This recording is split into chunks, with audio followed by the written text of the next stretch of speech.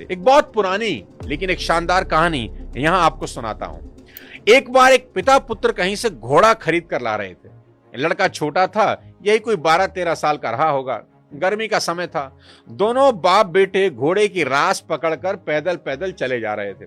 कुछ दूर चलने के बाद पिता ने सोचा कि लड़का थक जाएगा, उसे घोड़े पर बिठा देना चाहिए। उसने लड़के को घोड़े पर बिठा दिया। कुछ दूर जाकर उन्हें दो यात्री दिखाई दिए। एक ने कहा, कैसा नालायक बच्चा है, बूढ़ा बाप पैदल चल रहा है और खुद घोड़े पर बैठा है। लड़का स्वाभिमानी था, उसे ये बात चुभ गई। वह फौरन घोड़े से उतर गया और बोला, पिताजी आप बैठिए। पिता ने पुत्र की भावना को समझा और घोड़े पर बैठ गया। लड़का अब पैदल चलने लगा। आगे जाने पर कुछ और महारथी लोग मिले।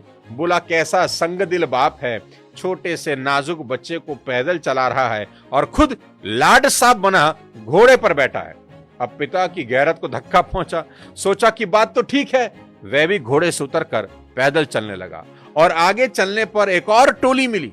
मजाक उड़ाते हुए बोली, कैसे मूर्ख लोग हैं, घोड़ा होते हुए भी पैदल चल रहे हैं। यह बात भी ठीक थी। पिता ने पुत्र से कहा, चल बेटा दोनों ही घोड़े पर बैठ जाते हैं।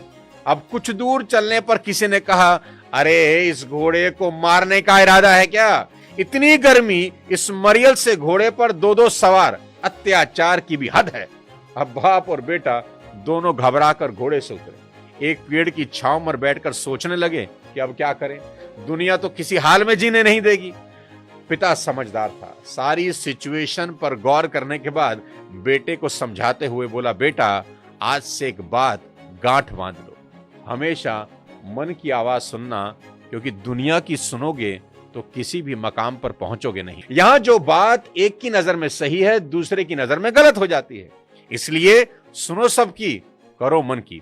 घोड़े पर हम दोनों बैठे, इससे घोड़े को ऐतराज नहीं मगर लोगों को ऐतराज है। चल घोड़े को पानी पिलाकर ताजा कर लें, हम दोनों इस पर बैठकर चले। और उन्होंने ऐसा ही किया। घोड़े पर बैठकर उसे सरपट दौड़ा दिया। ना दुनिया की तरफ देखा, ना उनकी कोई बात सुनी, बस अपनी मंजिल पर नजर रखी और 2 घंटे बाद अपने घर पर पहुंच गए। यही बात आज समझने वाली है।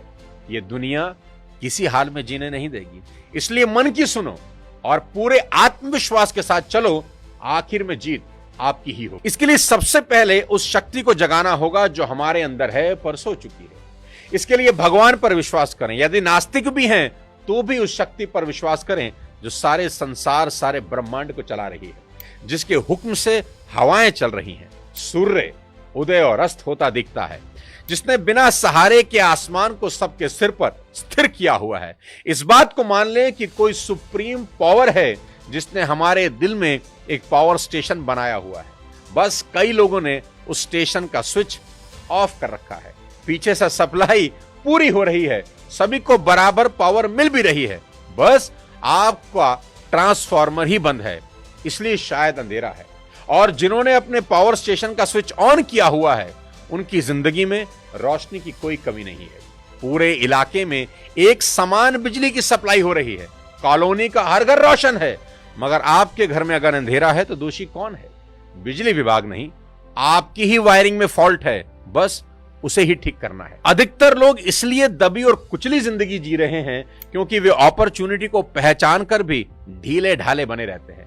वो डिसाइड ही नहीं कर पाते कि मौके का फायदा कैसे उठाया जाए। मैं पर्सनली ऐसे बहुत से लोगों को जानता हूं और मिला हूं जिनका जीवन बिना किसी चप्पू पतवार के चल रहा है। साथियों देखो, दिमाग में अगर कोई ठोस प्लानिंग ना हो, हाँ, अगर संगमरमर के पत्थर से आप मूर्त निकालना चाहते हैं तो आपकी एक गलत चोट से पत्थर का आकार बिगड़ जाएगा। अगर चोट बिना सोचे समझे मारेंगे, इसलिए बिना सोचे समझे पत्थर पर चोट कभी ना मारें। कुछ लोगों को लगता है कि पत्थर पर दिन भर चोट मारते रहो, मारते रहो, मारते रहो, कुछ ना कुछ तो निकल ही आएगा। ये स्टाइल ही गलत है।